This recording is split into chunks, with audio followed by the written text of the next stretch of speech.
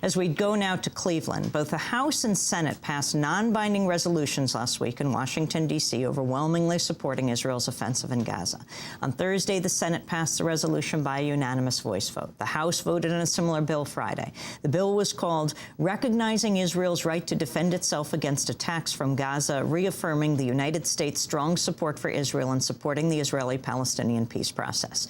The measure passed by a vote of 394, 5 against, 22 representatives voting present.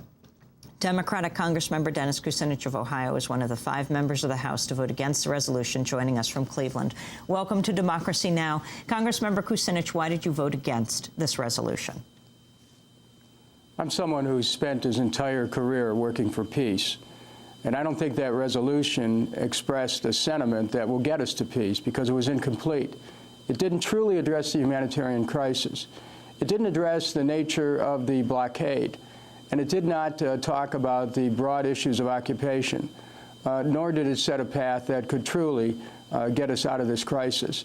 So I'm continuing to talk to the leaders of the House about the urgency of America taking a more balanced approach in reaching out to all the parties to show that we understand the suffering that's going on there. We understand the humanitarian disaster that's been visited upon the people of Gaza. Were you surprised at the number of people, or the small number of people who voted against? Just 5 of you. Just specifically to go through who voted against the resolution: California Democrat Maxine Waters, Wisconsin Democrat Gwen Moore, West Virginia Democrat Nick Rahal, and Texas Republican Ron Paul. And then the 22 members of Congress who simply voted present. Well, I think that, we understand that people in Congress want to be supportive of Israel. So do I. And I consider myself a friend of Israel. But your best friends are those who will tell you when they think you're going in the wrong direction and when you could be getting into danger. And I think that Israel is approaching a period of danger here. Time magazine raised a question about whether Israel can survive the attacks on Gaza because of the diplomatic morass that it's moving towards and making it very difficult to find a partner in the region to try to come to talks and resolution of this, not just this current conflict, but set the stage for development of peace. So members of Congress who voted against it, the 4 ones other than myself, I think shared the concern that I have, that the humanitarian crisis has not been addressed, that Israel has, in fact, used disproportionate force, and that the resolution of this conflict cannot be achieved through the use of military force. Congressman Kucinich, you mention Israel's potential violation of the Arms Export and Control Act, which governs U.S. arms exports to foreign countries. Can you explain? In 1976, Congress passed a law that says that if the United States is going to give arms to another country, that it can attach and does attach conditions that says that those arms are transmitted under the condition, first of all, that they're used for defensive purposes only, and second, that they not be used to escalate a pre-existing conflict. On both of those cases, I think that Israel has failed. And I've asked the President of the United States, through the Secretary of State, to make such a determination. Now, the importance of it here is that Israel signed a $30 billion agreement with the United States in 2007, $25 billion of which has not been spent for military assistance.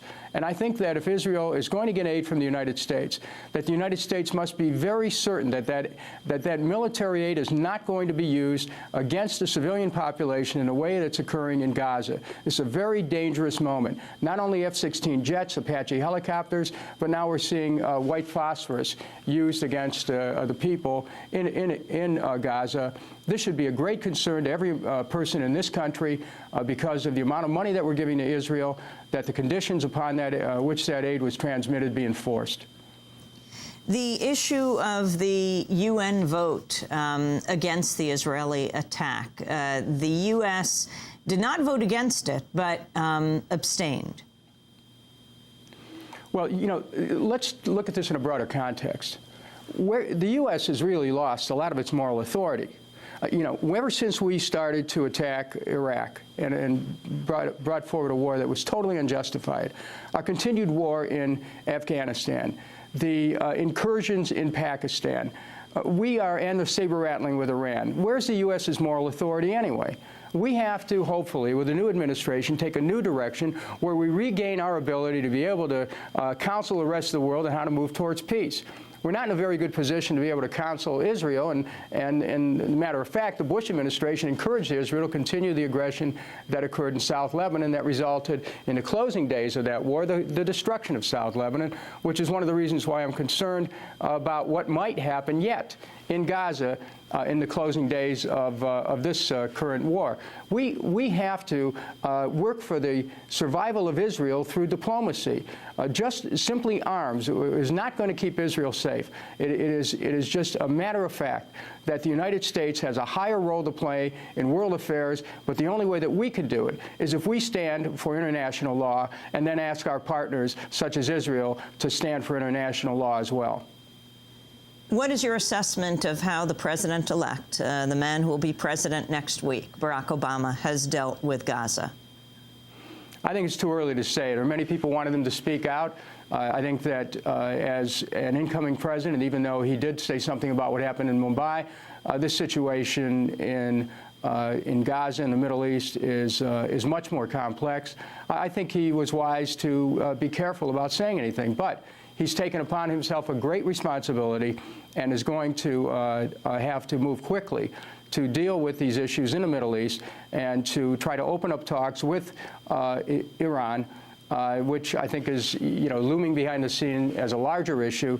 I think that a President Obama has a task which is going to be extremely important for peace in the world by opening up new paths towards peace and initiating diplomacy where it has been lacking in the past.